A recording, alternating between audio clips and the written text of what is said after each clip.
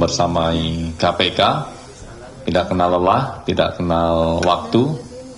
Dan dalam kesempatan ini sebagai bentuk transparansi informasi publik, kami akan menyampaikan secara lengkap terkait dengan kegiatan penyelidikan tertutup yang KPK lakukan di wilayah Lombok Barat, Nusa Tenggara Barat, terkait adanya dugaan tindak pidana korupsi, benturan kepentingan dalam pengadaan barang dan jasa, suap dalam pengadaan barang dan jasa, penerimaan lainnya ataupun gratifikasi.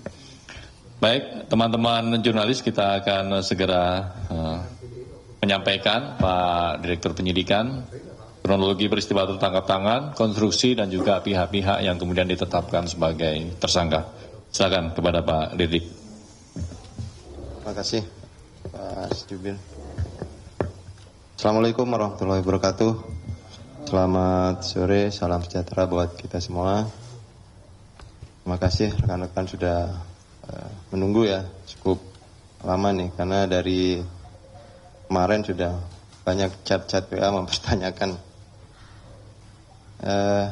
Baik, jadi sesuai dengan yang tadi disampaikan Mas Budi selaku Jubir, saya akan menyampaikan kronologi secara lengkap terkait tindakan atau kegiatan penyelidikan tertutup yang dilakukan oleh teman-teman penyelidik dan penyidik di Kabupaten Lombok Barat. Jadi ini sudah kesekian kalinya kepala daerah kita lakukan penindakan. Kita tidak henti-hentinya mengingatkan, menghimbau bahwa sebetulnya informasi yang kita sampaikan semacam ini sebenarnya juga peringatan untuk kepala daerah yang lain. Mestinya menjadi pembelajaran dan cukup dihentikan praktek-praktek yang memang tujuannya untuk memperkaya dan menggerogoti keuangan daerah di daerah masing-masing begitu ya. Tapi kami di KPK walaupun juga ada penindakan, pencegahan juga kita lakukan. Tapi kami pastikan ketika memang ada laporan atau pengaduan masyarakat yang masih menginformasikan tindakan-tindakan koruptif di daerah, ya kami dengan sangat terpaksa akan tetap melakukan penindakan. Baik. Pada hari ini, hari Selasa, tanggal 21 Juli 2026, KPK akan menyampaikan informasi lengkap terkait kegiatan penyelidikan tertutup yang kemudian terjadi peristiwa tertangkap tangan terhadap para terduga pelaku tindak pidana korupsi berupa benturan kepentingan dalam pengadaan barang dan jasa. Kemudian ada praktek suap terkait pengadaan barang dan jasa juga, dan penerimaan lainnya atau gratifikasi di lingkungan pemerintah Kabupaten Lombok Barat, Provinsi Nusa Tenggara Barat. Perkara ini bermula dari laporan pengaduan masyarakat terkait adanya tindak pidana korupsi di lingkungan Pemkab Lombok Barat yang kemudian ditindaklanjuti dengan kegiatan penyelidikan. Artinya ada serangkaian tindakan penyelidikan tertutup. Karena tertutup ini bukan kegiatan yang dilakukan teman-teman penyidik secara terbuka. Artinya ini ada kegiatan tertutup. Jadi sekali lagi kami mengingatkan, operasi tertangkap tangan itu hanya istilah di rekan-rekan media, tetapi di kami itu adalah kegiatan penyelidikan tertutup. Sehingga kemudian ada peristiwa yang kemudian memicu tertangkap tangan, nah disitulah berlaku hukum acara kegiatan peristiwa tertangkap tangan.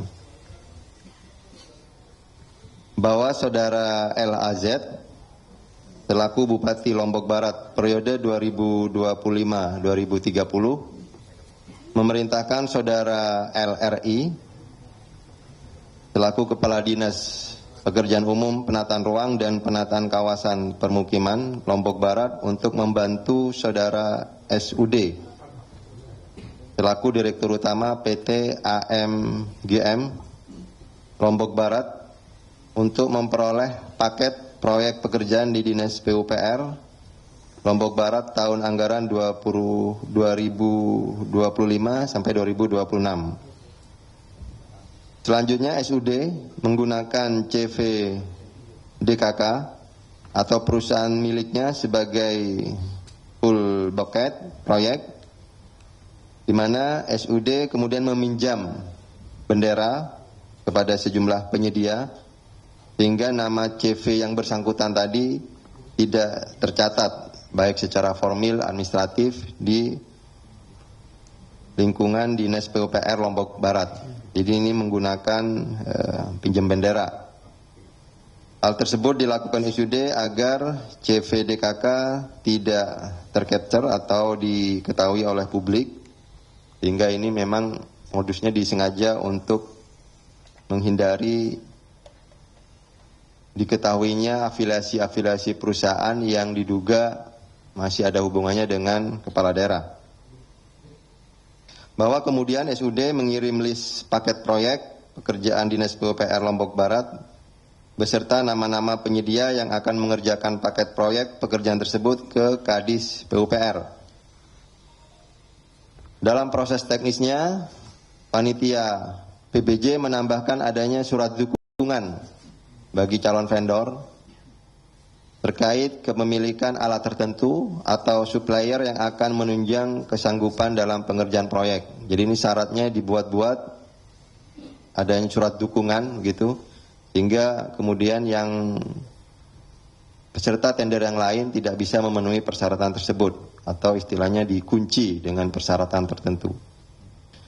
Para penyedia tersebut kemudian berhasil dimenangkan untuk pekerjaan proyek Dinas PUPR senilai total 17,9 miliar. Ini baik terdiri dari pekerjaan yang dilakukan dengan tender maupun PL atau penunjukan langsung. Rinciannya adalah sebagai berikut. Untuk kegiatan proses tender itu ada 4 proyek, yaitu yang pertama rehabilitasi Taman Kota Gerung.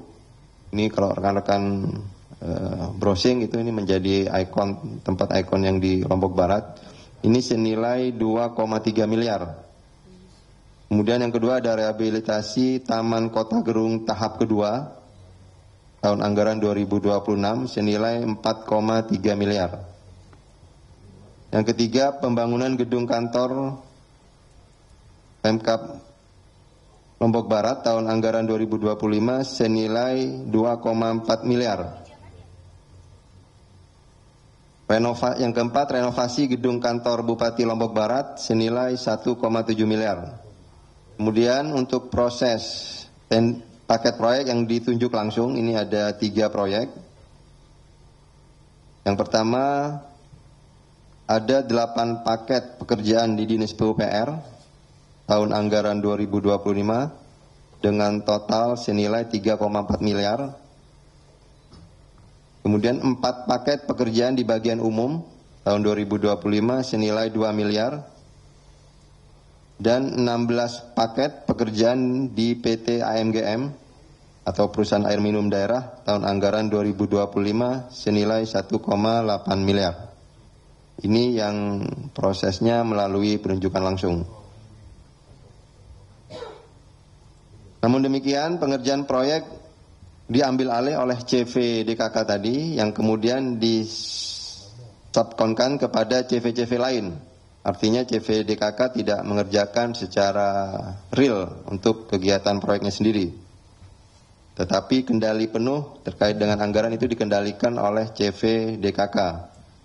Dari paket proyek-proyek pekerjaan dengan total nilai 17,9 miliar tersebut, SUD diduga memberikan fee sebesar 3% untuk para penyedia yang dipinjam benderanya dan mendapatkan keuntungan dari seluruh total proyek tadi sebesar 10,6 miliar yang kemudian dikumpulkan di CV DKK.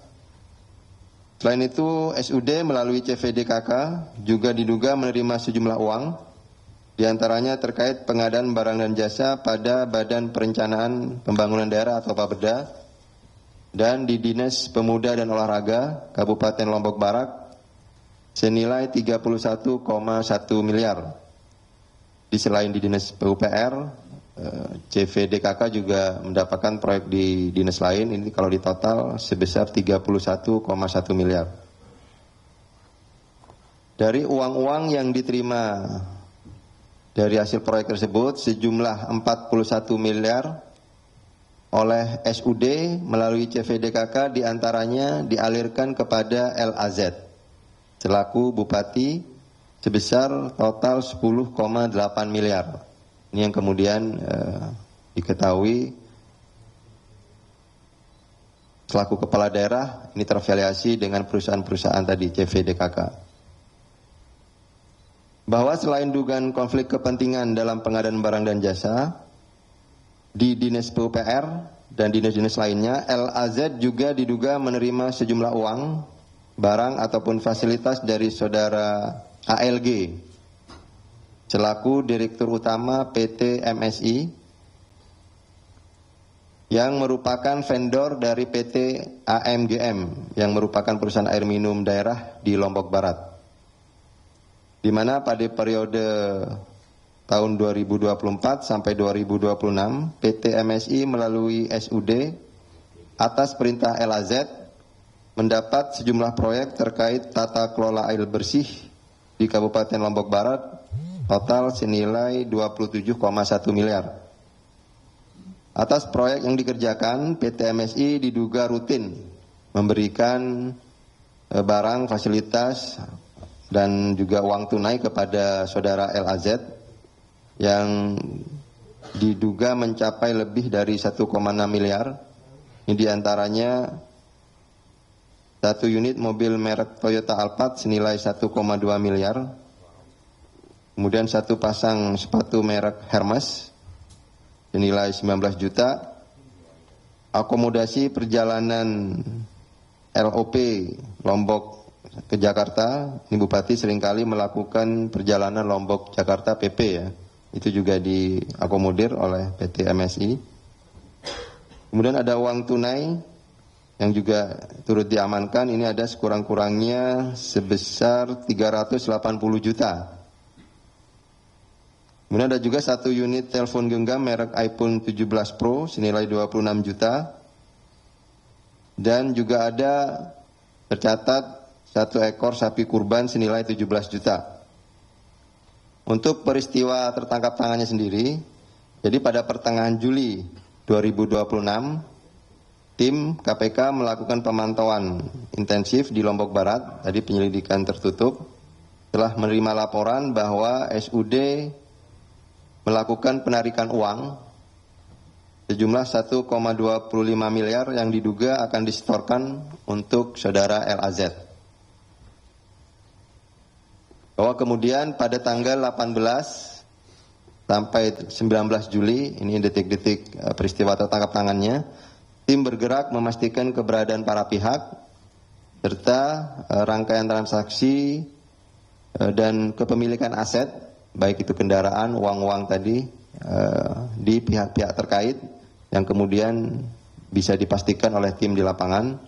Dan pada tanggal 20 Juli 2026, tim mengamankan sejumlah 19 orang di wilayah Lombok Barat dan dilakukan pemeriksaan awal di Mako Brimob NTB. Selain itu, tim juga mengamankan satu orang di wilayah Jakarta yang kemudian dari 19 orang di Lombok, itu 8 orang diantaranya dibawa ke KPK.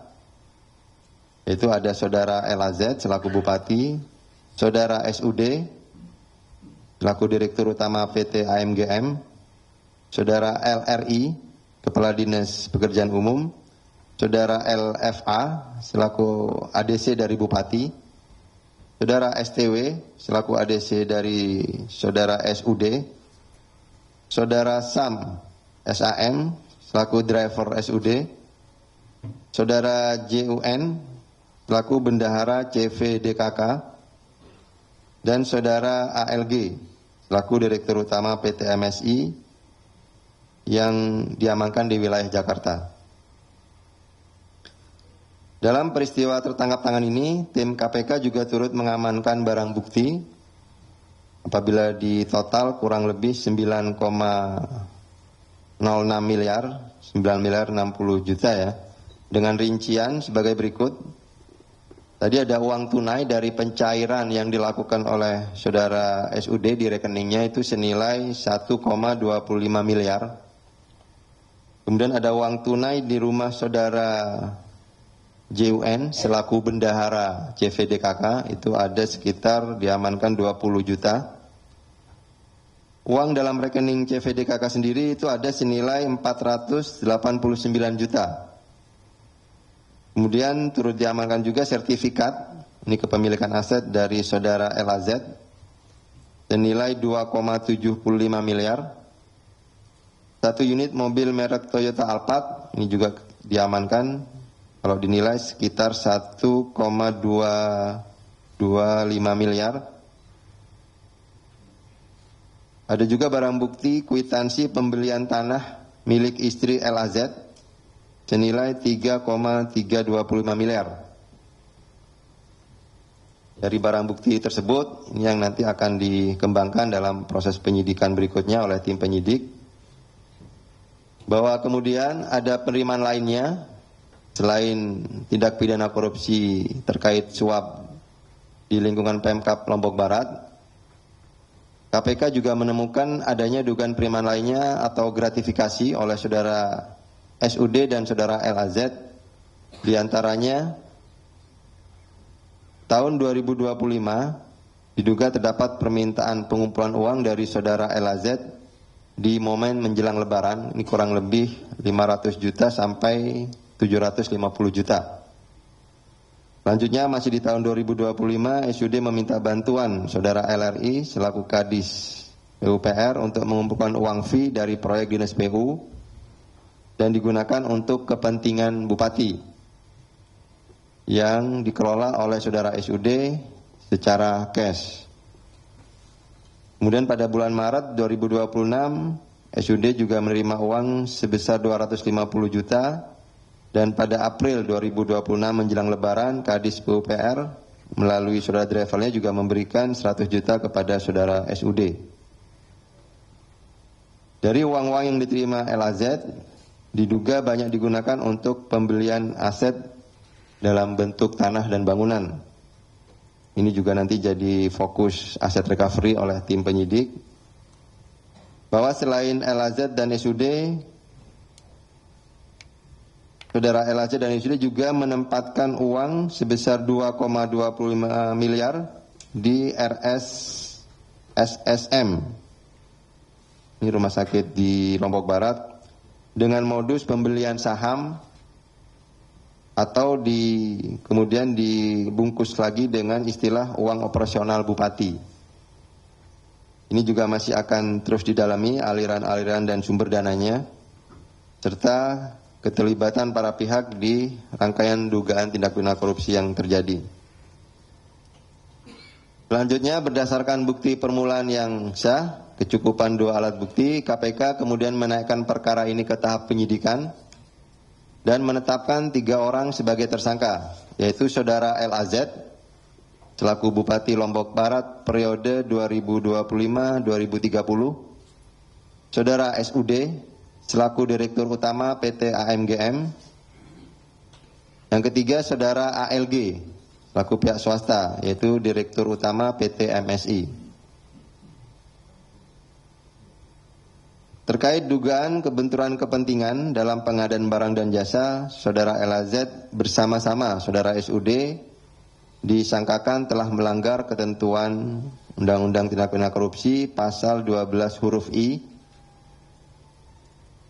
Selain itu, terkait dugaan suap dalam pengadaan barang dan jasa di lingkungan Pemkab Lombok Barat, saudara LAZ bersama-sama dengan saudara SUD juga sebagai penerima dilapis dengan persangkaan pasal 12 huruf A atau huruf B dan atau pasal 12 B besar.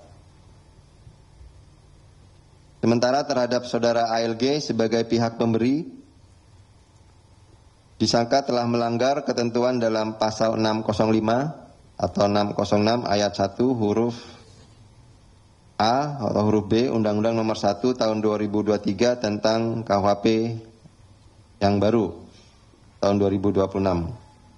KPK selanjutnya melakukan penahanan terhadap para tersangka untuk 20 hari pertama terhitung hari ini tanggal 21/2026 sampai dengan 9 Agustus 2026. Penahanan dilakukan di Rumah Tahanan Negara Rutan Cabang Gedung Merah Putih KPK.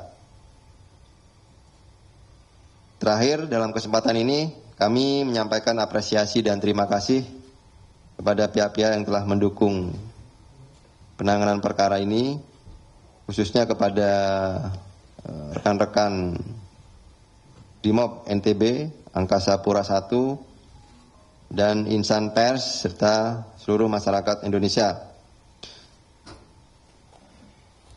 Selain itu, KPK juga mengimbau kepada masyarakat agar berhati-hati terhadap oknum-oknum yang mengatasnamakan atau mencatut baik secara individu atau lembaga KPK untuk dapat mengurus penanganan perkara-perkara di KPK. Ini biasanya kerap terjadi dan kami sering mendapatkan laporan ketika ada peristiwa tertangkap tangan. Itu biasanya pihak-pihak sudah mulai bergerilya dan kami pada kesempatan kali ini mengingatkan, dan ini tolong rekan-rekan juga menyampaikan sebagai edukasi ke masyarakat, bahwa kami baik secara individu dan lembaga tidak pernah atau tidak akan menerima pengurusan perkara selain dalam konteks penegakan hukum, baik itu di pengadilan maupun dalam konteks penyidikan. Jadi KPK menegaskan bahwa seluruh proses penanganan perkara itu dilakukan secara profesional, independen, dan sesuai ketentuan hukum yang berlaku. Demikian secara detail untuk peristiwa kronologis tertangkap tangannya terkait perkaranya. Berikutnya untuk beberapa hal mungkin dilanjutkan oleh Mas Budi, silakan. Baik, terima kasih Pak Direktur Penyidikan yang telah menyampaikan secara lengkap bagaimana kronologi peristiwa tertangkap tangan, konstruksi perkara dan juga pihak-pihak yang ditetapkan sebagai tersangka. Di mana dalam perkara ini KPK menetapkan 3 orang sebagai tersangka, yaitu Saudara LAZ selaku Bupati Lombok Barat 2025-2030, kemudian Saudara SUD selaku Direktur Utama PT AMGM, dan juga Saudara ALG yang merupakan Direktur Utama PT MSI. Di mana KPK kemudian melakukan penahanan untuk 20 hari pertama terhitung sejak hari ini tanggal 21 Juli sampai dengan 9 Agustus 2026. Dari peristiwa tertangkap tangan ini menunjukkan bahwa komitmen terhadap integritas belum sepenuhnya menjadi landasan dalam menjalankan amanah sebagai kepala daerah. Padahal jabatan publik merupakan mandat untuk meningkatkan kesejahteraan masyarakat, bukan disalahgunakan demi kepentingan pribadi maupun kelompok. Modus perkara ini juga menunjukkan bahwa kepala daerah yang semestinya menjalankan fungsi kepemimpinan, pengawasan, dan pengendalian penyelenggaraan pemerintahan justru diduga terlibat dalam pengaturan maupun pelaksanaan proyek-proyek di pemerintah daerah. Praktik semacam ini tidak hanya mencederai prinsip tata kelola pemerintahan yang baik, tetapi juga menghilangkan kepercayaan masyarakat terhadap penyelenggaraan pemerintahan daerah yang seharusnya berpihak pada kepentingan publik. Peristiwa ini juga menjadi ironi karena terjadi di tengah berbagai tantangan yang dihadapi masyarakat, khususnya masyarakat Lombok Barat, termasuk dalam hal untuk mendapatkan akses air bersih.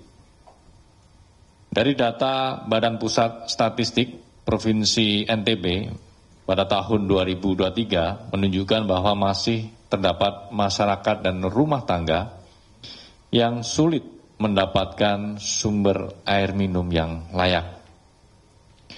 Kondisi ini semakin memprihatinkan mengingat LAZ selaku Bupati Lombok Barat sebelumnya memiliki pengalaman panjang, yakni selama 17 tahun sebagai Direktur Utama Perusahaan Air Minum Daerah PT AMGM, seperti melanggengkan praktik tersebut melalui Direktur Utama PT AMGM yang baru. Maka praktik korupsi di sektor ini bertentangan juga dengan budaya dan adat istiadat Subak sebagai sistem irigasi pertanian yang menjadi simbol toleransi, keadilan dan kebersamaan yang nyata dalam pengelolaan air bagi masyarakat Lombok. Karena itu sudah seharusnya setiap rupiah anggaran daerah yang dikeluarkan semestinya ditujukan untuk menjawab kebutuhan dasar masyarakat, terutama akses air minum yang layak sebagai hak dasar manusia yang perlu dipenuhi. Di samping itu, praktik tersebut turut mencederai nilai-nilai luhur Lombok Barat yang kental dengan semboyan patut, patuh, pacu, yang merujuk kepada keadilan, kepantasan, kedisiplinan, ketaatan beragama, serta semangat kerja keras dan ketekunan. Terlebih, melalui upaya pencegahan korupsi, KPK sebelumnya juga telah memetakan area rawan di dalam instrumen MCSP, di mana nilai MCSP 2025 Kabupaten Lombok Barat berada di angka 74 poin, dengan area perencanaan senilai 66 poin dan anggaran 71 poin. Nilai tersebut mengalami penurunan 12 poin jika dibandingkan dengan MCSP tahun sebelumnya, yaitu 2024, yang mendapatkan nilai 86 poin dengan area pengelolaan pengadaan barang dan jasa senilai 57 poin. Di sisi lain, integritas Pemkab Lombok Barat juga terpotret pada instrumen survei penilaian integritas, di mana terdapat penurunan signifikan sebesar minus 4,6 poin.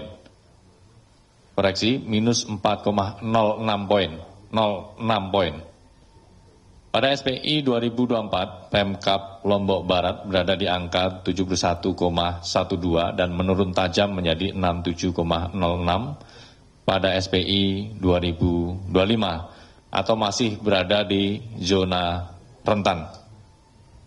Selain itu ditemukan dugaan adanya sejumlah harta atau aset milik saudara LAZ yang belum tercantum dalam LHKPN-nya, di mana diduga LAZ memiliki sekurang-kurangnya 55 bidang tanah. Padahal penyampaian LHKPN merupakan salah satu instrumen penting dalam membangun transparansi dan akuntabilitas seorang penyelenggara negara.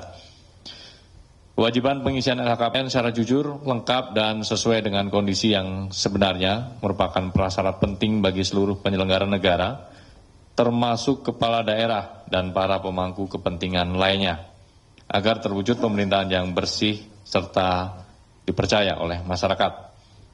Karena itu dari peristiwa tertangkap tangan ini, KPK tidak henti-hentinya menghimbau kepada kepala daerah, perangkat daerah, ataupun dinas, serta seluruh pemangku kepentingan lainnya untuk menjadikan integritas sebagai pilar dalam menjalankan tata kelola pemerintahan yang transparan, akuntabel, dan bebas dari konflik kepentingan, sehingga jabatan publik benar-benar dijalankan sebagai amanah untuk melayani rakyat.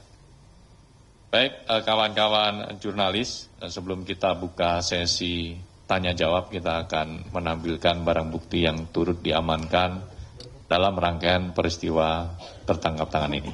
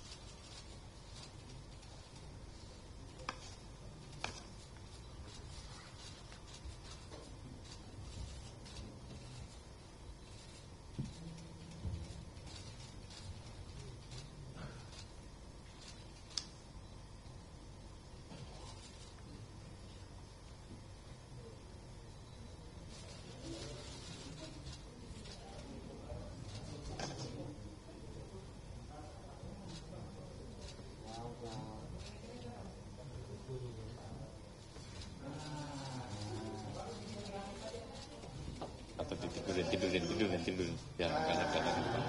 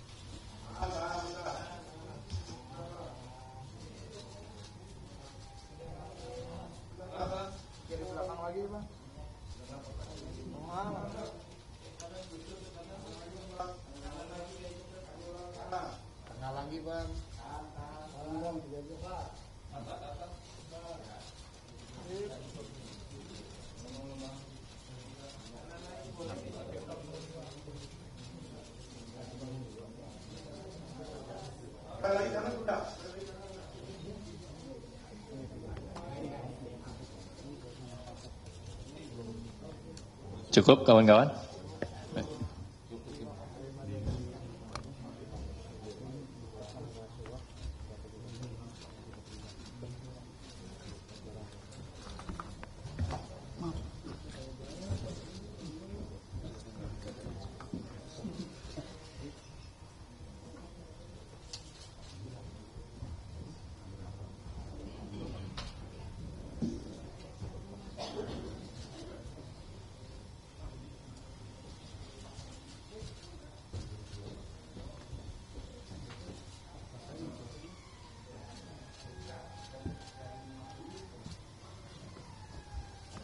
Pakai sarung tangan.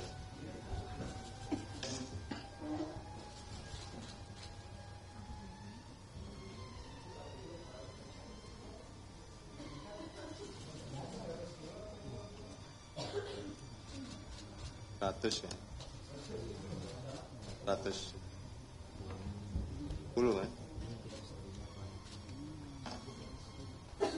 Jadi uang-uang yang ditunjukkan ini bagian dari keseluruhan barang bukti yang diamankan dengan total sekitar 9,06 miliar.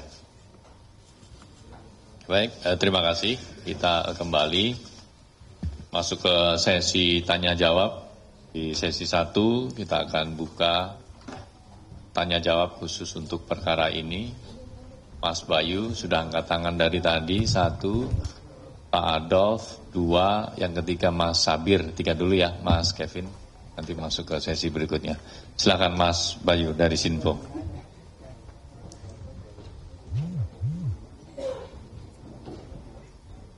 Cek. Selamat sore Mas, mohon izin bertanya terkait dengan perkara hari ini.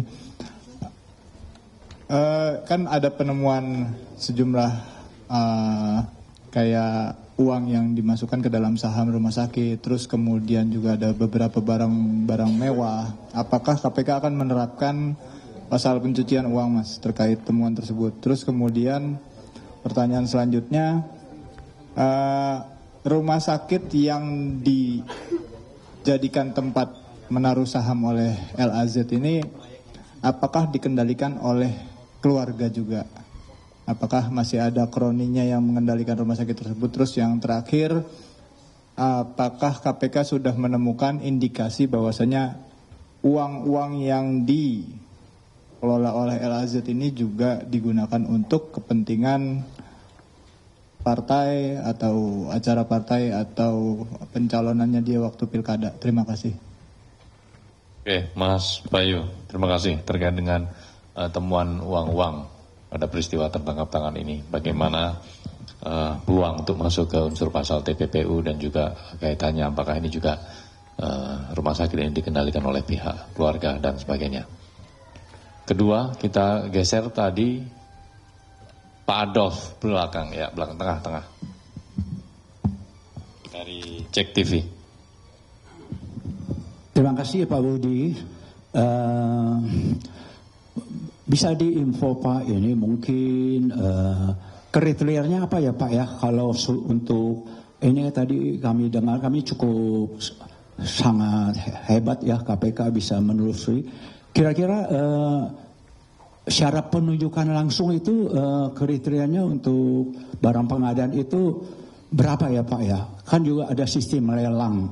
Dan apakah ada ketentuan kalau pemegang PPK itu mungkin kalau di kementerian bisa eselon 2 ya atau eselon 1, tapi kalau di tingkat 2 Bupati Kep atau Kot itu apakah memang Pak Bupati atau ini. Nah, tadi ada dikatakan ada penyidikan tertutup Pak gitu. Bisakah diinfokan penyidikan tertutup ini seperti apa ya Pak ya? Pemantauan operasi pemantauan rutin atau pemantauan khusus, dan kedua ayat 3 untuk preventif dari KPK jangan lagi terjadi berulang-ulang seperti ini. Saya dapat info juga dari OJK kemarin kan ada sistem pengendalian melalui AI ya. Apakah KPK dalam monitor ini bisa mendeteksi nggak dalam sedini mungkin kalau ada pelanggaran-pelanggaran malpraktek administrasi seperti ini? Mungkin ini akan memudaya terus Pak gitu ya. Jadi mungkin ada program pembinaan dari KPK untuk seluruh pemerintah daerah, baik gubernur, provinsi, bahkan seluruh kementerian. Seperti apa Pak supaya bisa dideteksi sedini mungkin kalau ada pelanggaran-pelanggaran, baik itu penunjukan langsung atau lelang atau bagaimana mestinya. Itu aja Pak, terima kasih. Baik, terima kasih Pak Adolf. 3 poin terkait dengan teknis dan proses dalam pengadaan barang dan jasa, kemudian definisi penyelidikan tertutup dan juga upaya preventif ke depannya. Mas Sabir, silakan. Assalamualaikum, selamat sore Mas Taufik, Kang Budi.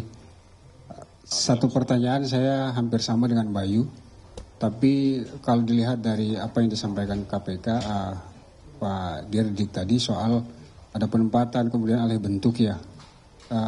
Kalau pertanyaannya kan apakah akan, saya bertanya kenapa KPK tidak langsung menetapkan TPPU, unsurnya terpenuhi, barang buktinya ada gitu ya, alat buktinya ada, keterangan saksi ada dan lain-lain itu ada gitu.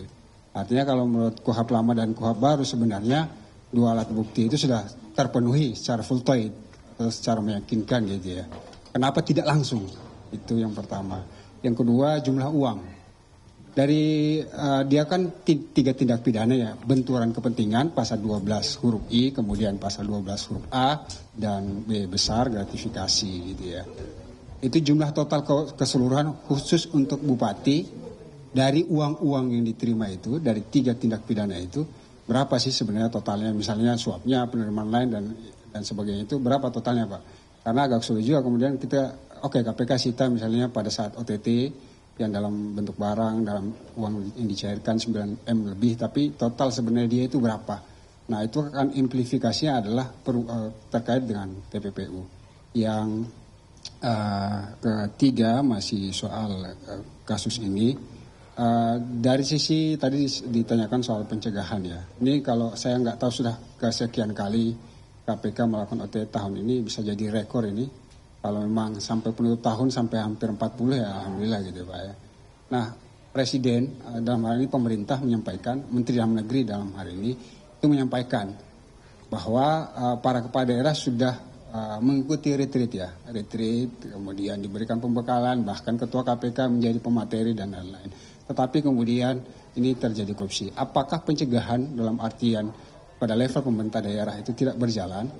Ataukah sebenarnya dalam hal ini kembali kepada individunya? Yang pertanyaan turunan dari ini, bagaimana mekanisme yang kemudian harus dilakukan agar tidak terjadi lagi korupsi kepala daerah? Apakah ini karena faktor efisiensi anggaran gitu ya, pemerintah pusat memangkas anggaran sampai bahkan ada satu daerah, beberapa daerah bahkan itu sampai 50% anggarannya tersisa dari 40% dari tahun lalu gitu ya. Apakah ini yang kemudian mendorong para kepala daerah melakukan korupsi? Terima kasih. Assalamualaikum warahmatullahi wabarakatuh. Terima kasih Kang Sabir terkait dengan TPPU dan upaya pencegahan ke depan. 3 dulu ya Mas Mario. Mas Bayu dari Sinpo, Pak Adolf, Jack TV dan juga Kang Sabir. Silakan Pak Dirdik. Baik, terima kasih Mas Budi. Yang pertama Mas Bayu ya. Itu ada BB saham di RS tadi, di di Lombok Barat. Jadi betul memang tim menemukan, tadi terakhir kami sebutkan ada sebesar 1,27 miliar tadi yang dicairkan. Bahkan itu ada ilustrasi, ada cerita di belakang itu, bahwa sebenarnya tim mengendus bahwa uang itu sebenarnya akan dibelikan atau untuk bertransaksi kepemilikan aset milik saudara LAZ. Tapi kemudian mungkin karena curiga atau karena khawatir ditemukan begitu, kemudian itu dipindahkan seolah-olah itu untuk membeli saham di rumah sakit tersebut. Nah, jadi itu sebetulnya memang sudah diketahui alirannya, karena kita juga bekerja sama dengan PPATK sehingga kemudian itu bisa diendus gitu-gitu ya. Dan kenapa itu tidak di TPPU-kan? Tadi pertanyaan juga Mas Abir ya. Kenapa tidak langsung gitu? Kita dalam pembahasan expose dengan tim penyelidik dan penyidik dan teman-teman JPU juga sudah menjadi pembahasan bahwa nanti ke depan akan dikenakan atau dilapis dengan pasal TPPU. Tapi kemudian rekan-rekan mungkin memahami bahwa ini kegiatan tertangkap tangan, jadi kita hanya punya waktu 1 kali 24 jam. Sehingga kemudian fokusnya adalah di peristiwa tertangkap tangannya. Ada barang buktinya, ada perbuatannya, sehingga kemudian dicari kecukupan 2 alat buktinya, sehingga baru kemudian ditetapkanlah tindak pidana korupsinya gitu. Nah, untuk unsur-unsur TPPU sebetulnya sudah ada indikasi di peristiwa-peristiwa itu. Tetapi itu kita akan tentukan nantinya setelah penyidikan berjalan. Karena sambil penyidikan berjalan, tim penyidik pastinya juga akan memperdalam atau memperkaya alat-alat bukti untuk pemenuhan unsur TPPU gitu ya. Ada misalkan penempatan, layering, integration. Itu kan kemudian butuh keterangan-keterangan saksi yang belum didapatkan di peristiwa tertangkap tangannya 1 kali 24 jamnya. Misalkan tadi pembelian aset tanah dan bangunan, itu kan mestinya ketika pengenaan pasal TPPU, maka saksi-saksinya yang dibutuhkan adalah pihak notaris, pihak penjual, pemilik asal dari si aset tersebut. Kemudian transaksinya seperti apa, akte jual belinya seperti apa, dokumen-dokumennya dikumpulkan. Nah, itu biasanya kami akan ketika di pembahasan awal akan diarahkan ke TPPU, maka di penyidikan awal-awal itu sudah fokus ke pengembangan TPPU gitu ya. Ketika memang ditemukan tadi ada 29 aset tanah dan bangunan yang belum masuk di LKPN. Jadi kita sudah kumpulkan data LKPN-nya, tapi ini kemudian kita menemukan ada 29. Nah, ketika 29 ini kita mau TPPU kan gitu ya Mas Abel ya atau Mas Bayu, itu kan tidak mungkin kita bisa dapatkan atau teman-teman penyelidik di peristiwa yang 1 kali 24 jam tersebut gitu. Tapi itu kita sudah kantongi gitu.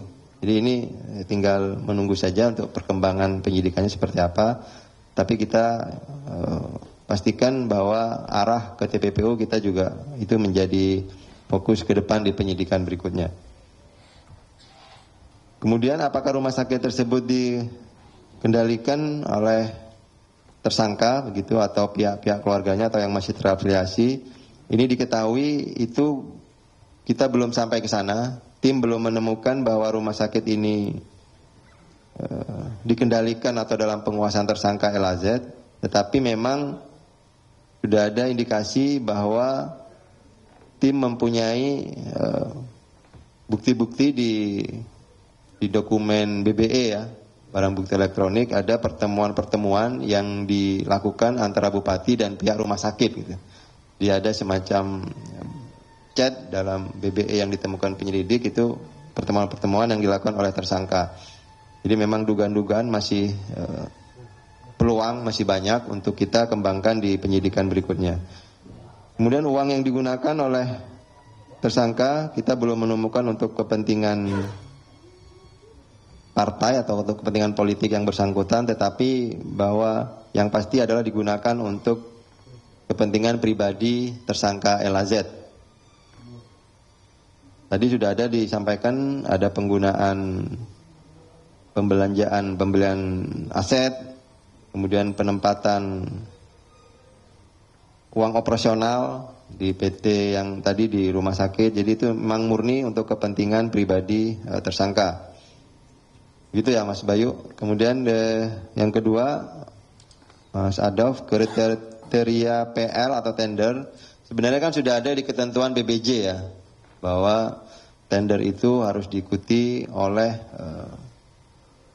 penyedia-penyedia yang bebas dari kepentingan manapun. Artinya dia memang dibuka untuk umum kalau yang tender. Tapi kalau yang PL, karena memang ketentuannya itu di bawah 2 miliar itu boleh dilakukan secara penunjukan langsung gitu. Tetapi kemudian syarat-syaratnya pun memang harus sesuai dengan ketentuan BBJ bahwa perusahaan itu memang mempunyai kemampuan untuk melakukan itu.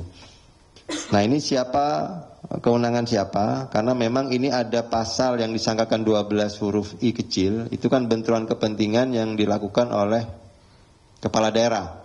Nah kepala daerah ini sesuai dengan kewenangannya kan dia sebagai pengguna anggaran ya, atau sekaligus dia juga mempunyai tugas mengawasi jalannya pemerintahan, yang di dalam pemerintahan itu ada kegiatan pengadaan barang dan jasa salah satunya. Nah ini yang kemudian terindikasi pemenuhan unsur pasal 12 huruf I itu, di mana CVDKK tadi yang kemudian itu di kong kali kong istilahnya oleh kepala daerah dengan memanggil kepala PUPR untuk membuat demikian rupa bahwa nanti proyek-proyek baik tender dan PL itu diurus oleh saudara SUD selaku orang kepercayaan dari Bupati. Kan tadi disampaikan bahwa SUD ini adalah orang kepercayaan LAZ sewaktu yang bersangkutan menjabat di PT PDAM ya. Jadi sebelum jadi bupati dia dirut PDAM, dan itu sudah lama SUD ini menjadi orang kepercayaannya tersangka. Nah sampai tersangka menjadi bupati, yang bersangkutan juga ikut membantu kegiatan bupati, walaupun yang bersangkutan juga sekaligus menjabat sebagai dirut PDAM juga.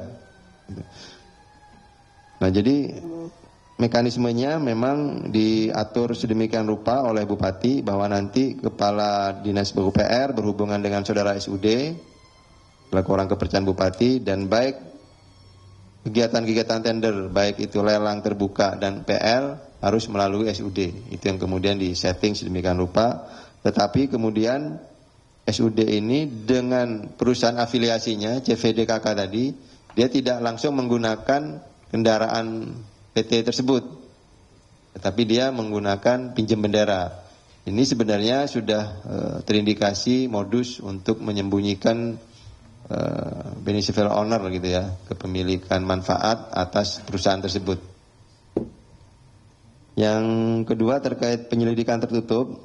Jadi begini teman-teman, maksud saya bahwa kegiatan penyelidikan tertutup itu beda dengan penyelidikan terbuka yang memang rekan-rekan penyelidik memanggil secara terbuka atau mengundang pihak-pihak untuk dilakukan klarifikasi atau konfirmasi begitu ya. Jadi itu namanya penyelidikan terbuka. Nah, penyelidikan tertutup ini memang artinya tidak diketahui kegiatan dari tim penyelidik, tetapi tadi ada empat garis besar kegiatan penyelidikan tertutup itu, yaitu interview, observasi, surveillance, undercover seperti itu.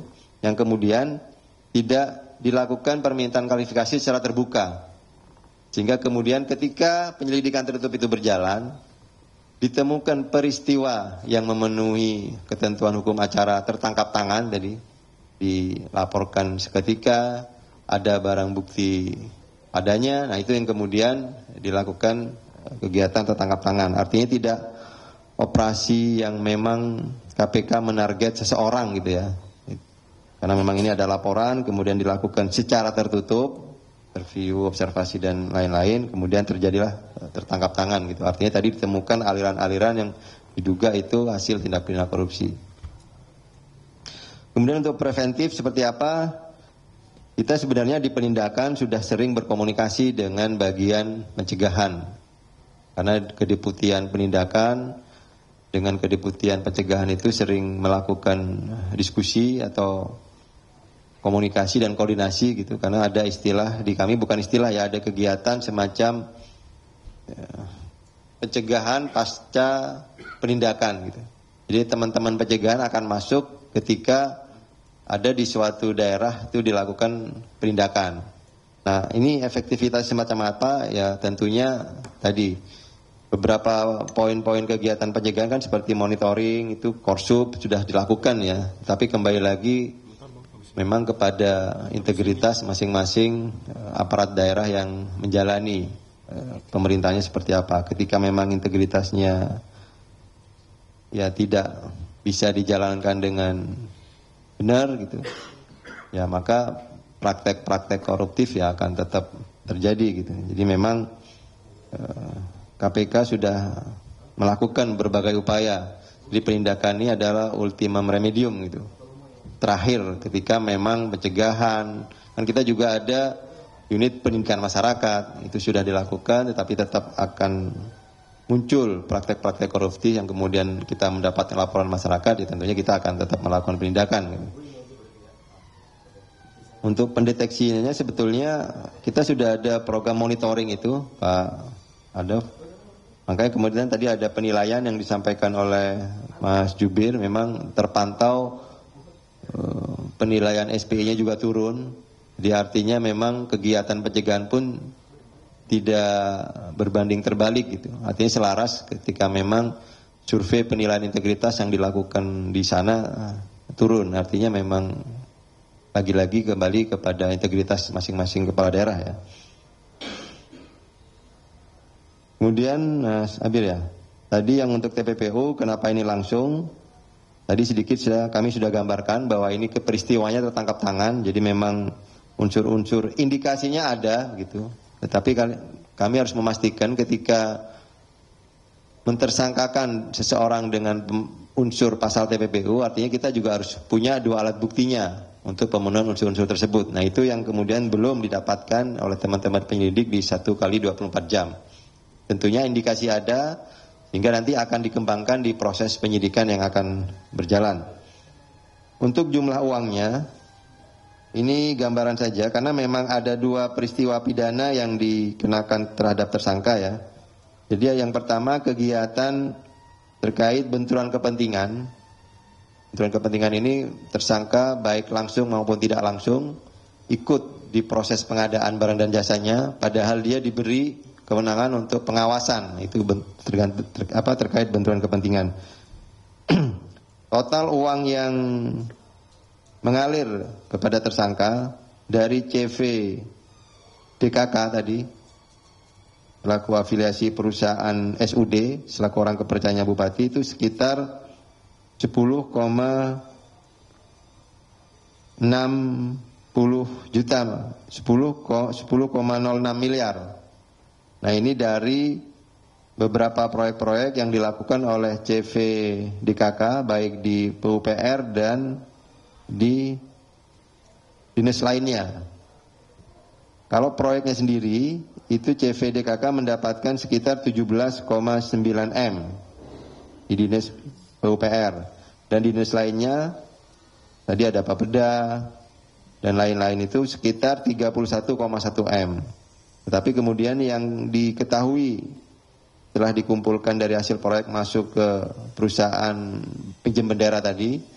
Tapi kemudian pinjam bendera hanya diberikan sekitar 3% fee-nya. Yang kemudian keuntungannya mengalir ke CVDKK. Nah, dari CVDKK ini kemudian mengalir ke tersangka LAZ yang digunakan untuk kepentingan pribadinya. Seperti itu, Mas Abil. Untuk yang terakhir, pencegahan tadi sama, sudah dilakukan retreat.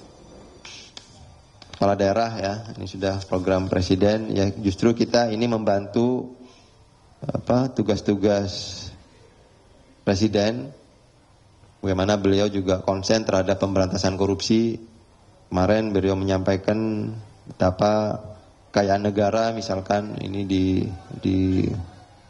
korupsi, bocor. Nah, ini memang menjadi hal-hal yang KPK baik di pencegahan dan di penindakan ini menjadi konsen kami juga. Jadi tentunya ini menjadi tantangan tersendiri buat KPK untuk membantu tugas-tugas Presiden dalam rangka bersih-bersih gitu ya, kepala daerah yang tidak atau memang sebagaimana tujuan retreat itu sendiri kan untuk mengkonsolidasi dan menjalankan pemerintahan sebagaimana mestinya, sebagaimana ketentuan yang berlaku gitu. Nah, tapi bagaimana tadi dipertanyakan efisiensinya, ya kembali lagi kami tegaskan ke masing-masing integritas dan kepedulian masing-masing kepala daerah ya. Dan kami tetap terbuka untuk melakukan koordinasi dan kalau diperlukan kita boleh gitu dilibatkan di kegiatan-kegiatan yang memang kepentingannya untuk mencegah, baik itu dilakukan oleh Kementerian Dalam Negeri sendiri maupun di pihak daerah. Itu tentunya kita sangat terbuka bagaimana kemudian untuk efisiensi pencegahan agar hal-hal seperti ini tidak terulang kembali di kepala daerah. Itu mungkin. Baik, terima kasih Pak Didik, lengkap semuanya sudah dijawab pertanyaan dari rekan-rekan. Kita buka kembali sesi berikutnya, Mas Mario, Mas Kevin, Mas Rio dulu ya, Mbak, kita di blok tengah. Langsung ke poin pertanyaan. Mas Mario dulu. Iya, makasih. Saya cuma nambahin aja nih, dalam paparan konstruksi perkara belum disampaikan misalkan peran ataupun keterlibatan ataupun aliran uang misalkan kepada para OPD-OPD-nya, misalkan kepada, misalkan di sini PUPR-nya itu lalu Ratnawi itu dapat fee nggak sih kalau dia memberikan ruang untuk Sudirman itu mengelola sejumlah proyek gitu loh, itu belum diceritain. Terus belum Bapeda, terus Menpora, Pemuda Olahraga itu kan memberikan ruang-ruang proyek untuk dikelola atau di-manage atau diakal-akalin oleh Sudirman. Itu mereka terima fee nggak sih? Sementara yang pinjem bendera aja dapat 3% misalkan. Nah itu sejauh mana paparannya? Karena di konstruksi saya tidak melihat baik aliran maupun peran. Jadi diem aja, mejanya diacak-acak gitu, diem. Kan nggak juga gitu, mungkin kan ada perintah atau atensi. Nah ini biar ada dagingnya gimana lah kasus ini gitu loh, kayaknya agak adem, OTT-nya kayak nggak booming gitu loh. Biar ada dagingnya gimana nih Pak Taufik. Kira-kira saya minta tanggapan Mas Taufik dari penindakan dan Mas Budi terkait pencegahan. Dalam 2 pekan Ketua DPW asal PAN ketangkap KPK. Bagaimana respon di penindakan dan bagaimana respon di pencegahan? Kalau minjem bahasa Mas Bang Ahmad Taufik tadi, pencegahan pasca penindakan itu kan sudah dilakukan. Kayaknya Bupati nggak takut deh sama gubernur gitu loh. Bisa nggak sih misalkan pencegahan pasca penindakan, ini kan udah 2 DPW nih. 1 Sumatera Utara yang namanya Sah Afandi, Ketua DPW Sumut PAN, dan sekarang Ketua NTB asal PAN juga. Bisa nggak sih pencegahan pasca penindakan itu dilakukan di partainya? Karena pimpinannya nggak takut sama gubernur, bupati itu nggak takut sama atasan, lebih takut pada ketumnya. Nah kira-kira mungkin nggak misalkan pencegahan pasca penindakan itu dilakukan di asal partai yang bersangkutan misalkan. Ini satu lagi dapat payung cantik nih PAN nih. Kalau ketua DPW-nya nyangkut lagi gitu loh. Misalnya atau ringkok manis lah atau apa. Kira-kira pandangannya bagaimana? Mungkin 2 hal itu aja dulu, makasih. Baik, terima kasih Mas Mario. Geser ke Mas Kevin, silakan. Baik, terima kasih Pak Dirdik dan juga Mas Budi. Si LAZ ini kan sebelumnya pernah menjabat sebagai dirut perusahaan air minum selama 17 tahun ya. Lalu korupsi saat ini itu melibatkan dirut yang baru.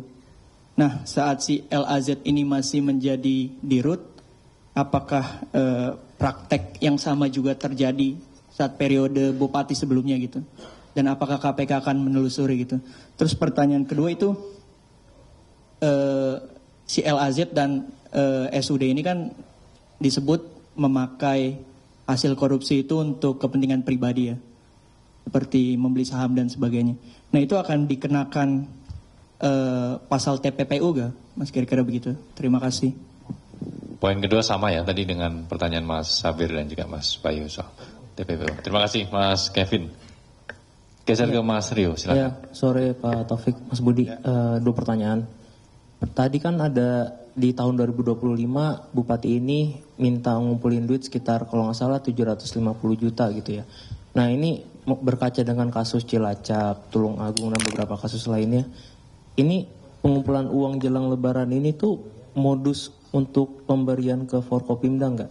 Itu yang pertama. Yang kedua, ini kan NTB bakal jadi tuan rumah PON 2028 gitu.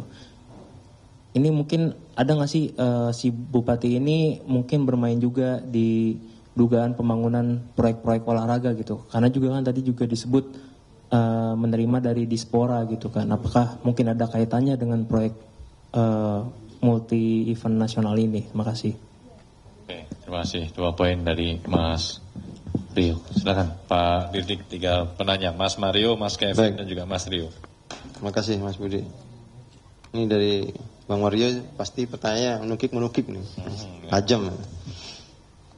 Baik, untuk peran atau aliran uang kepada OPD-OPD lain itu juga menjadi pembahasan di tim, tetapi kami sampaikan sekali lagi Bang Mario bahwa teman-teman penyelidik memang ada keterbatasan waktu dalam 1x24 jam itu untuk membuka atau mengembangkan ke fakta-fakta lain selain yang memang fokus di perkara tertangkap tangannya itu terkait tadi pasal 12 huruf I terkait benturan kepentingan Bupati ikut cawe-cawe di proses pengadaan barang dan jasa. Kemudian ada fakta yang kemudian menjadi fokus yang kedua, yaitu adalah suap proyek terkait di perusahaan PDAM yang kemudian itu masih dikelola oleh orang-orangnya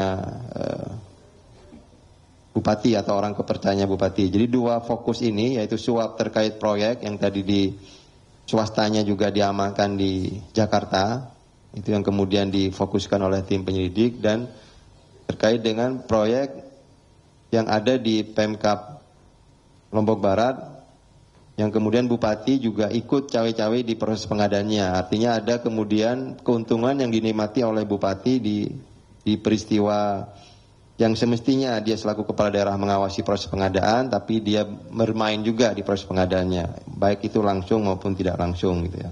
Jadi peran-peran atau aliran-aliran uang apakah OPD yang lain juga nanti kemudian terlibat dalam konstruksi perkaranya, itu juga nanti yang menjadi pengembangan di proses penyidikan tentunya. Nah, sebagai contoh untuk bagaimana Bupati kemudian mengkondisikan atau menggunakan kewenangannya untuk tadi menyalahgunakan atau terjadi benturan kepentingan di proyek di lingkungan Pemkab Lombok Barat, itu Bupati sebetulnya tadi sudah disampaikan, dia memanggil kepala OPD atau kepala PUPR dalam hal ini ya, saudara LRZ tadi ya, itu untuk memastikan atau memerintahkan kepada kepala dinas PUPR itu untuk semua proyek harus dikoordinasikan dengan SUD. Nah, artinya fakta yang ditemukan oleh tim penyelidik saat ini bahwa kepala dinas PUPR ini hanya mengikuti perintah dari tersangka selaku Bupati yang merupakan atasannya.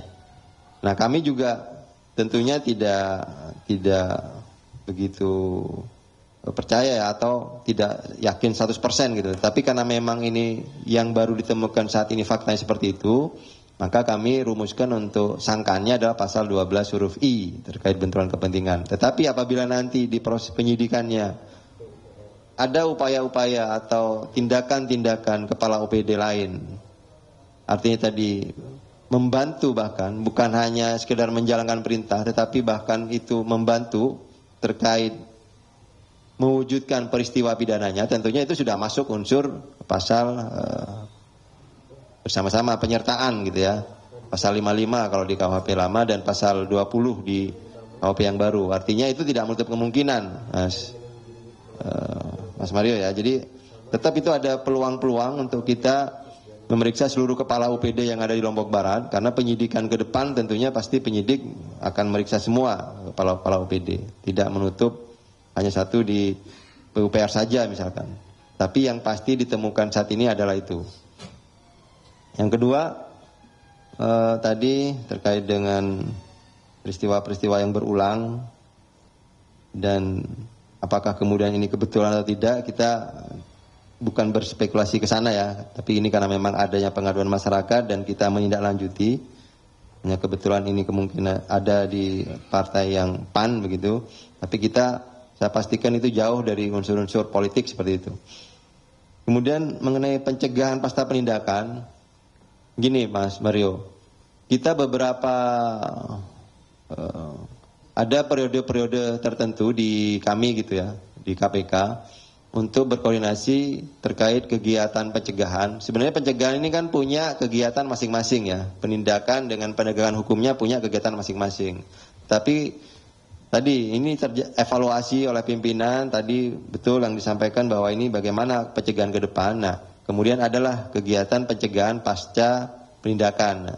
Artinya setelah penanganan penegakan hukum berlangsung, itu kan pencegahan belum bisa masuk, Bang Mario.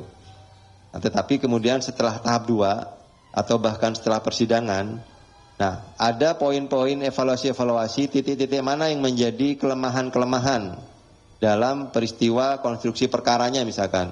Oh bahwa si kepala dinas ini rupanya hasil evaluasi penindakan misalkan di sini ya, kalau ini misalkan nanti sudah selesai penyidikannya rampung, itu kan baru kelihatan semua bahwa kemungkinan peluang-peluang kepala OPD itu khawatir atau takut dipindah atau kemudian takut tidak menjabat lagi karena ada paksaan oleh kepala daerah. Nah, itu kemudian pencegahan masuk di situ untuk memberikan semacam kekuatan bagi kepala-kepala daerah agar tidak mau menuruti perintah-perintah kepala daerah yang berlawanan atau bertentangan dengan kewajibannya. Gitu Bang Mario. Ini contoh kegiatan-kegiatan pencegahan yang dilakukan oleh teman-teman di Kedeputian Pencegahan gitu ya. Nah, kembali lagi bagaimana efektivitas dan mekanismenya seperti apa ya, tentunya nanti bisa ditanyakan ke pencegahan ya, atau Mas Jubir mungkin sering berkoordinasi juga dengan pencegahan, silakan nanti ditambahkan. Itu ya Bang Mario, ada 2 pertanyaan. Dan kemudian ke Mas Kevin tadi, bahwa betul LAZ memang menjadi dirut PDAM itu sudah sangat lama. Tetapi tadi karena keterbatasan kegiatan penyelidikan tertutup, sedangkan penyelidikannya pun itu sekitar 1 bulanan ini berjalan penyelidikan tertutupnya. Jadi fakta-fakta terkait bagaimana dirut atau LAZ ini menjadi dirut dulunya di PDAM, apakah juga sama dengan bupati yang sebelumnya, itu juga belum sepenuhnya kita dapatkan. Tetapi itu akan, tadi karena ada indikasi di TPPU, artinya perolehan aset atau catatan-catatan laporan kekayaan yang disampaikan oleh Bupati saat ini, karena tadi kita menemukan ada sekitar 29 bidang yang belum masuk, tentunya itu bukan hanya diperoleh pada saat menjabat Bupati, karena jabatan Bupati saat ini baru berjalan sekitar 1 tahun.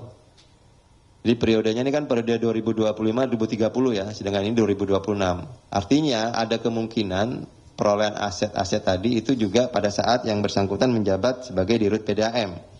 Tapi tadi karena memang belum sepenuhnya kita dapatkan saat ini, itu pasti juga nanti tentunya akan dipertimbangkan pada saat kita tadi ke pertanyaan kedua, apakah di TPP-Kun? Ya, betul, kita juga ada ke arah sana untuk pengenaan unsur TPPU-nya karena memang aset-asetnya ada kita temukan. Tapi tadi kita belum bisa sampai saat ini gitu. Itu nanti penyidikan yang berikutnya. Kita tunggu saja nanti perkembangannya seperti apa.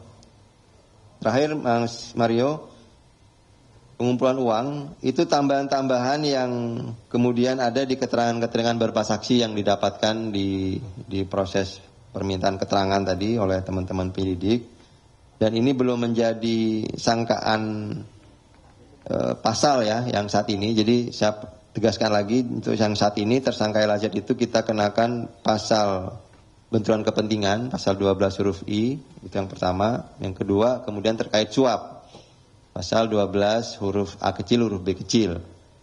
Nah, untuk gratifikasi penerimaan-penerimaan lainnya dan TPPU, itu tentunya akan dikembangkan nanti di proses penyidikan berikutnya. Itu sudah disampaikan pada saat di forum expose. Yang terakhir untuk tuman rumah PON, ya nanti kita akan dalami lagi seperti apa. Apakah memang ada perbuatan-perbuatan yang dilakukan oleh Bupati terkait dengan pembangunan, artinya ya ada venue-venue yang akan digunakan untuk kegiatan PON. Kita lihat nanti perkembangan penyidikan seperti apa dan kita akan update lagi. Demikian. Terima kasih Pak Dirdik, ketiganya sudah direspon dengan lengkap. Sesi berikutnya Mas Umam, Mbak Satsya sama belakang, nanti nama dan medianya. Masih kasus ini atau kasus lain? Kasus ini selesai, tuntas? Oke, kita geser ke kasus ini. Ya, diutamakan. Berarti silakan, Mas Umam. Izin Pak Dir, ya. Mas Budi, Umum dari RRI. Pak, mau nanya, ini kan paket ngerjainnya sangat banyak ya Pak. Itu apakah perusahaan yang dipinjam bendera itu apakah hanya satu atau ada banyak? Nah, terus yang perusahaan dipinjam itu apakah dia mengetahui bahwa perusahaan yang dipinjam ini akan dilakukan untuk perbuatan melawan hukum? Nah, satu lagi, yang memiliki perusahaan dipinjam ini apakah termasuk diperiksa dalam giat OTT ini? Itu aja sih, makasih. Oke, terima kasih Mas Umam. Terkait dengan pelaksanaan PBJ yang menggunakan pinjam bendera ya. Mbak Satsya, kasus lain. Belakang, kasus ini, kasus lain.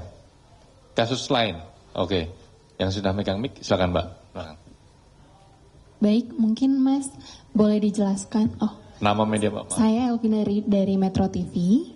Mungkin bisa dijelaskan sepanjang tahun 2026 ini dari Januari hingga saat ini ada berapa kasus OTT yang telah ditangani sama KPK, dan kemudian dari rangkaian kasus ini kasus mana yang paling menonjol. Kemudian apakah jumlah kasus korupsi yang melibatkan kepala daerah tahun ini masih sesuai dengan perkiraan atau justru lebih banyak? Mungkin itu, terima kasih. Oke, terkait fenomena peristiwa tertangkap tangan di tahun 2026. Yang ketiga, Mbak Satsya, silakan. Apa jawabnya dulu? Yang masih kasus ini. Ya. Oke, silakan. Cukup ya. Yang perkara ini ya, nanti kan Mbak Sasa yang lain kan. Baik Mas Umam, untuk yang perusahaan pinjam bendera, ini beberapa memang sudah termonitor. Bisa sebutkan ada yang sudah kami identifikasi itu ada 3. Itu ada CVRJ, CVDR, dan CVIKN. Ini beberapa yang kita dapatkan barang buktinya gitu. Artinya di dokumen ada untuk proyek-proyek itu dipinjam benderanya oleh CVDKK. Tetapi tadi apakah, pertanyaan kedua ya, apakah ikut diperiksa? Tim akan nanti dikembangkan di penyidikan, karena tentunya ini akan susah untuk mencari pinjam benderanya. Mungkin saat waktu dilakukan tertangkap tangan itu kan belum ada nih dokumen itu gitu. Jadi setelah pemeriksaan kemudian ditemukan ada CV-CV yang dipinjam bendera. Kemudian seperti apa pertanggungjawabannya? Ya sepanjang bahwa perusahaan bendera itu tidak ikut campur di konstruksinya ya, bahwa itu mungkin tidak nyampaikan juga bahwa si SUD ini akan dipakai untuk itu, hanya dipakai aja untuk kegiatan yang menurut mereka mungkin legal gitu ya. Nah, kondisi yang seperti itu biasanya nanti ketika di proses penyidikan kita akan minta pengembalian untuk fee yang tidak sah tadi, sehingga itu menjadi juga aset recovery yang akan fokuskan oleh tim penyidik untuk pemulihan keuangan negaranya gitu ya. Tapi itu juga sudah ada, datanya ada, nanti akan kita kembangkan di proses penyidikan. Kemudian yang Mbak Metro TV ya, sepanjang 2026 berdasarkan catatan kami sudah ada 16 yang sebelumnya ditambah yang ini berarti ada 17 peristiwa tertangkap tangan atau kegiatan penyelidikan tertutup. Yang menonjol mungkin yaitu mungkin bisa dinilai sendiri oleh teman-teman pers ya. Kalau dari kami yang agak mungkin aset recovery-nya gitu atau barang buktinya agak besar itu bea cukai. Itu kan kita bisa dapatkan dari hasil tertangkap tangannya sudah 45 miliar gitu ya. Belum pengembangan-pengembangannya. Kemudian yang kedua imigrasi itu kan juga ya menurut kita karena itu pelayanan yang notabene itu juga menjadi barometer pelayanan internasional ya, tentunya di negara kita itu juga bisa dikatakan menonjol. Yang selebihnya adalah kepala daerah, mulai dari yang Langkat, Pekalongan, Koharjo, kemudian ada juga selain kepala daerah dan bea cukai, imigrasi, ada terkait pajak, itu ada Banjarmasin, Jakarta Utara, itu juga peristiwa-peristiwa OTT yang kemudian kita atensi. Dan gini teman-teman, biasanya peristiwa OTT itu kan hanya pintu masuk gitu ya. Dan beberapa kegiatan tertangkap tangan yang kita lakukan saat ini proses penyidikannya cukup bagus pengembangannya gitu.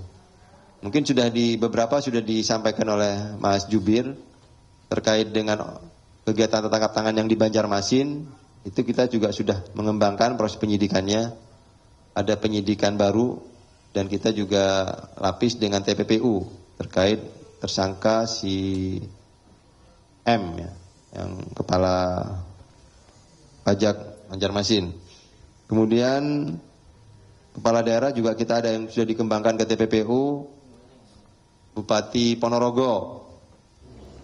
Itu sudah kita kembangkan juga, mungkin Mas Jubir sudah update. Termasuk teman-teman bea cukai, ini sebelum ditanyakan sama Mbak Sasa saya sudah jawab. Berarti pertanyaan itu kan, bea cukai sudah kita kembangkan juga.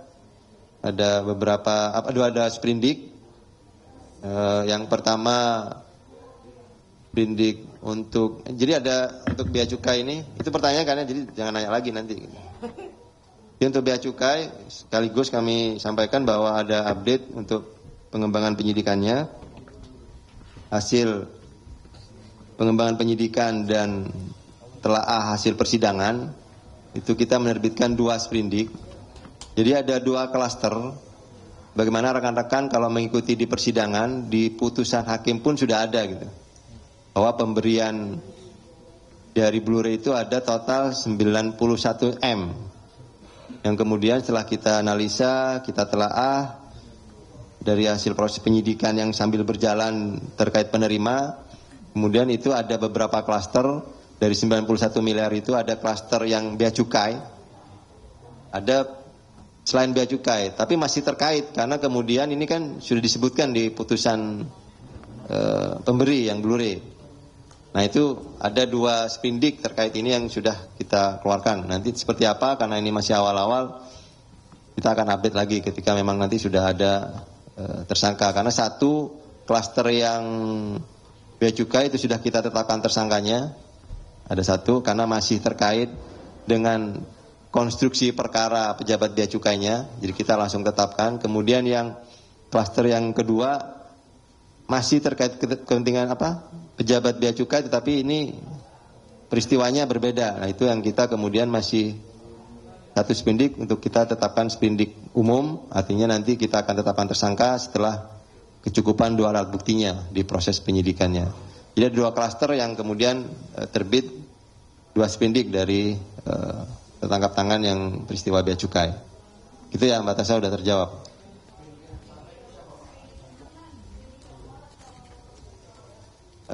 Yang masih klaster yang pejabat bea cukai.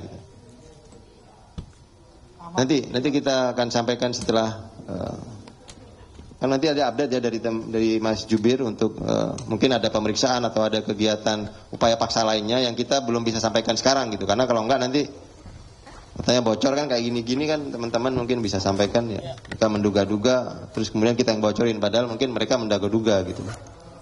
Itu ya. Cukup? Yang dugaannya sering benar begitu ya Pak intinya. Berarti sudah semua nih, perkara ini semuanya sudah, perkara lain juga sudah. Oh, Mbak Sasya belum ya? Ya, Mbak Sasya, Mas Yaki, belakang, Mas Rehan. Langsung ke pertanyaan. Ini karena sudah menjelang maghrib. Ya, selamat sore Pak Dirdik, Mas Jubir. Izin mau tanya, ini saya ada 5 pertanyaan. Tadi kurangi 1 kan? Enggak, masih tetap 5. Terkait pengurusan izin pelepasan kawasan hutan yang ada pengembalian amplop dari Raja Juli klaim itu. Nah, itu pertanyaannya, apakah ada dugaan pemberian hadiah atau janji serupa terkait pengurusan izin HPT itu ke Kemenhub gitu? KPK udah menemukan informasi itu belum sih sejauh ini? Itu yang pertama. Yang kedua terkait Muara Enim. Kemarin kan sempat diperiksa anggota BPK 5 Bobi Rizaldi. Nah, itu pertanyaannya kemarin kan dalam pemeriksaan itu Bobi ditanya keterkaitannya dengan Angga, salah satu tersangka di kasus Muara Enim. Nah, itu udah ketahuan belum sih titik terangnya sebenarnya mereka kaitannya seperti apa? Terus apakah KPK juga sudah mengcapture adanya perintah yang diberikan dari Bobi kepada Angga untuk pengurusan audit itu? Terus yang ketiga, kaitan Bobi sama tuning di kasus Muara Enim tuh sejauh ini seperti apa sih sebenarnya? Soalnya ada kabar Angga selaku tersangka itu yang mengurusi di luar, sementara tuning yang menyambungkan ke Bobi gitu. Ini bisa dijelasin nggak sama KPK gitu sejauh ini? Terus yang keempat, selain Muara Enim, suap audit BPK ini ada di wilayah mana lagi ya? Karena kewenangan BPK 5 kan ada di beberapa kementerian dan daerah gitu. Mungkin ada penjelasan mungkin atau pengembangan gitu. Yang kelima terakhir soal Silmi Karim. Ini sejauh ini sudah ada pengembangan barukah misalnya terkait lapas gitu, karena dulu kan gabung Ditjen Imigrasi dan Pemasyarakatan, sama progres TPPU-nya gimana ke Silmi Karim karena banyak barang yang disita dan diduga terkait dengan kasus yang sudah ada. Itu aja, terima kasih. Terima kasih Mbak Sasha. Ini kayak pertanyaan 3 orang Pak. Cukup berarti ya? Cukup ya? Mas Zaki, pasti 1 ya pertanyaannya ya? Ada 2 Pak. Silakan. Mas Budi. Ya, terima kasih Mas Budi, Pak Dirdik. Ya. Ini melanjutkan juga ke pertanyaannya Mbak Sasya soal Bobi. Ini anggota 5 BPK ini kan ada beberapa daerah yang menjadi kewenangan dia untuk dalam artian auditnya gitu. Nah, apakah ada dugaan pengkondisian audit ini terjadi di daerah lain? Informasinya misalnya kayak bukan Muara Enim, Musirawas. Musirawas kan juga Sumsel yang dia sudah dapat WTP nih kalau ini predikatnya. Gitu. Apakah misalnya ada di daerah lain yang menjadi wewenangnya anggota 5 atau seperti apa gitu? Yang kedua soal ini ada yang lama belum terupdate gitu.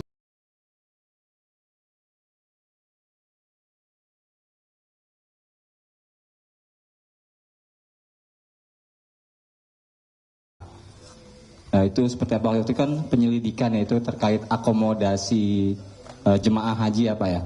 Waktu itu Pak Asep menjelaskan tuh kalau nggak salah. Apakah ini sejauh mana penyelidikannya? Apakah sudah ada sprendik umumnya atau seperti apa? Oke. Sudah 2? Sudah 2, ya itu aja. Terima kasih. Terima kasih Mas Zaki. Terima kasih. Yang belum dulu Mas Rio, belakang Mbak. Ya. Mohon nama dan media. Terima kasih Mas Budi, saya Esra dari Kompas TV. Izin bertanya perkara lain, di isu lain yang update dari perkara yang ditangani oleh Jampitsus, sudah sejauh apa dilakukan dari KPK untuk asistensinya, komunikasi dilakukan, mengingat kemarin dari mahasiswa baru saja melakukan demo agar dilakukan langsung juga penahanan terhadap Febri Ardiansyah ini. Sejauh apa komunikasi penyidikan yang dilakukan KPK dan Jampitsus ini? Terima kasih. Baik, terima kasih Mbak Esra dari Kompas TV terkait dengan penanganan perkara yang sekarang sedang berlangsung di Kejaksaan Agung. Langsung ya Mas Rian ya. Satu pertanyaan. Silakan. Selamat sore Pak Taufik, Mas Budi.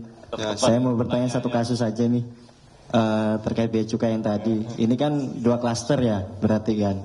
Dan yang baru fix sprindiknya kan sprindik umum itu. Nah 2 klaster ini apakah juga KPK mengincar atau memang melihat gitu ada unsur suap dalam pengurusan cukai rokok yang sebelumnya itu sama pengurusan cukai miras itu sendiri juga. Dan apa benar gitu satu tersangka baru yang ditetapkan ini berinisialnya BGH Pak? Mungkin itu aja karena ada info kemarin ada penyidik yang mengirim surat ke rumah si BGH ini pada malam Sabtu atau malam Minggu itu. Mungkin itu aja Pak, terima kasih. Oke, terkait dengan kasus bea cukai. Semuanya sudah? Biar disapu bersih. Masih banyak ya? Ya ini dulu aja. Kebanyakan ini, Mas Sabir. Silakan Pak Dirdik, ini Pak penanya. Baik, nggak apa-apa, menarik nih, semakin malam. Kita batasin dulu ya, Mas Jubir, sepakat ya. Adzan maghrib selesai ya. Ya. Dikit lagi dong.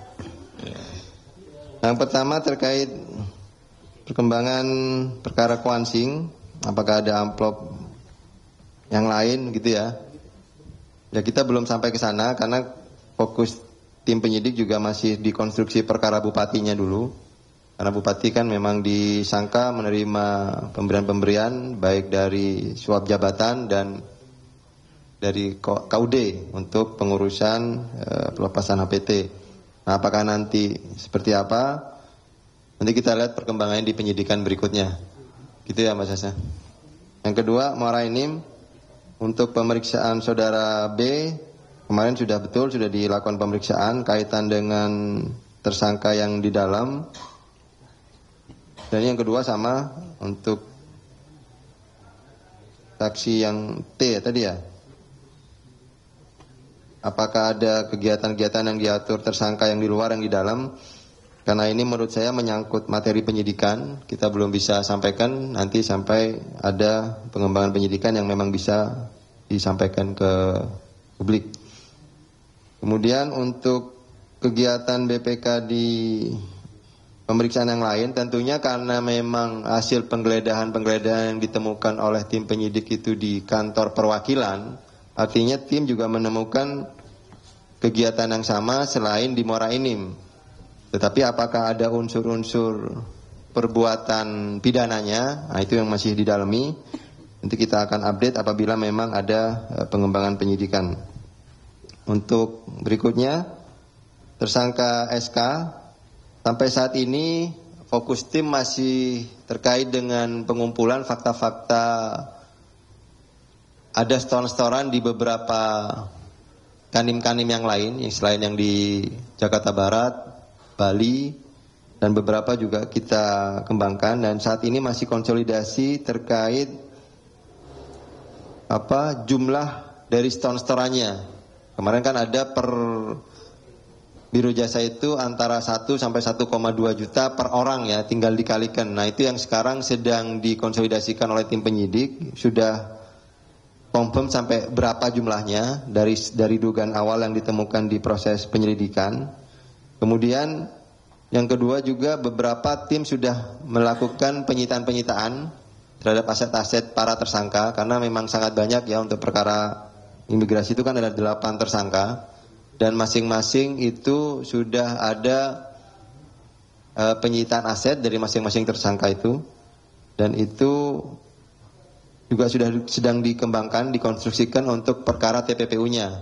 Nah apakah bisa nanti untuk sprindik TPPU-nya itu naik bareng dan akan dilimpahkan bersamaan dengan proses tindak pidana korupsinya, karena memang ini sudah berjalan penahanan kan sudah ada batasnya ya. Kalau penerima kan berarti 120 hari, 4 bulan. Nah, apakah itu nanti TPPU-nya yang akan kita terapkan? Kita mau bareng, jadi nanti dilimpahkan bareng ke pengadilan, atau TPK-nya karena ini TPPU-nya ya kita akan kembangkan di proses penyidikan sambil berjalan, apakah nanti dilimpahkan setelah TPK-nya berjalan seperti itu. Jadi memang ada untuk pengembangan ke arah TPPU. Kemudian ke Mas Cepi, untuk BPK di daerah lain tadi sudah ya.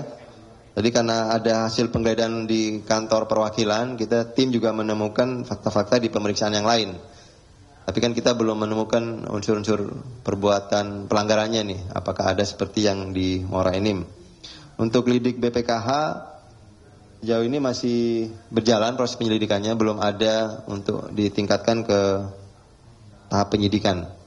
Ini karena memang terkait kalau BPKH kan untuk sisi keuangannya. Biasanya kalau yang peristiwa haji itu kan kemarin sama yang sekarang haji ini sedang berjalan juga kita sudah melakukan pemeriksaan di BPKH, tapi terkait anggarannya yang dipakai untuk penyelenggaraan haji kuota tambahan. Nah, sedangkan yang dilidik ini sendiri, dia secara umum kegiatan penganggarannya secara umum yang dilakukan oleh BPKH. Tapi sejauh ini belum sampai ke tahap penyidikan. Lanjut ke Mbak Elsa di Kompas TV untuk perkara yang sebelah nih. Seperti sudah disampaikan oleh Pak Deputi, memang sejauh ini KPK hanya dilibatkan untuk terkait kewenangan supervisi. Kalau pengambil alihan kan sudah dijelaskan kemarin sebagaimana ketentuan pasal 10 huruf A besar, itu ada syarat-syarat yang memang harus dipenuhi ketika KPK harus mengambil alih gitu. Nah ini kan masih on the track, masih jalan. Kemarin juga teman-teman di Kejagung sudah memberikan update-update penanganannya dan masih on the track.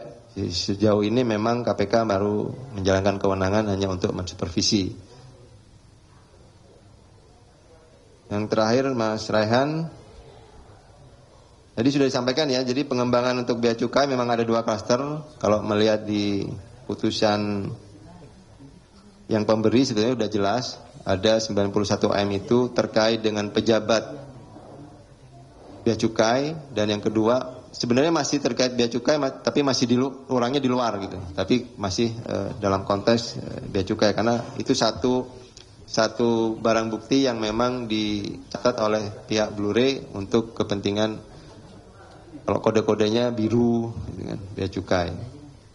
Nah, klaster yang pertama itu kenapa kita sudah langsung tetapkan tersangkanya?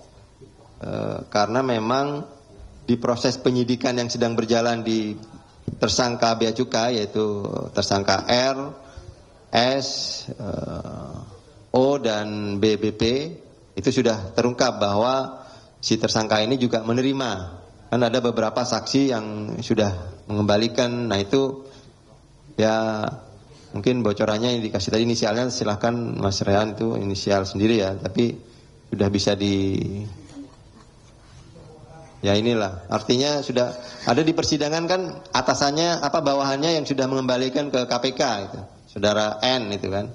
Nah ini pengembangan dari itu, sehingga kemudian itu langsung kita tetapkan tersangkanya berdasarkan hasil penyidikan dan laporan pengembangan penyidikan hasil gelar perkaranya.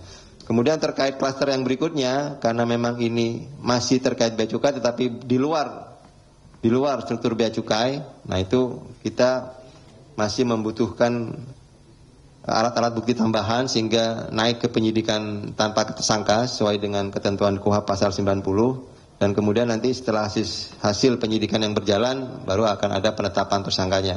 Nanti kita akan sampaikan update seperti itu. Terima kasih. Baik, terima kasih Pak Didik, semuanya sudah direspon dengan sangat lengkap, utuh, sehingga menjadi terang apa yang ditanyakan kawan-kawan jurnalis, sehingga kita akan tutup konferensi pers pada sore ini karena tahanan sebentar lagi turun, dan itu juga yang ditunggu-tunggu sama teman-teman supaya tidak terlewatkan. Dan pastinya teman-teman juga butuh istirahat karena sudah menunggu dari kemarin Pak Dirdik. Dan kesempatan pasti insya Allah lah ada lagi untuk kita bertemu, tanya jawab kembali. Baik, kita tutup konferensi pers pada sore ini. Wabillahi taufiq wal hidayah. Wassalamualaikum warahmatullahi wabarakatuh.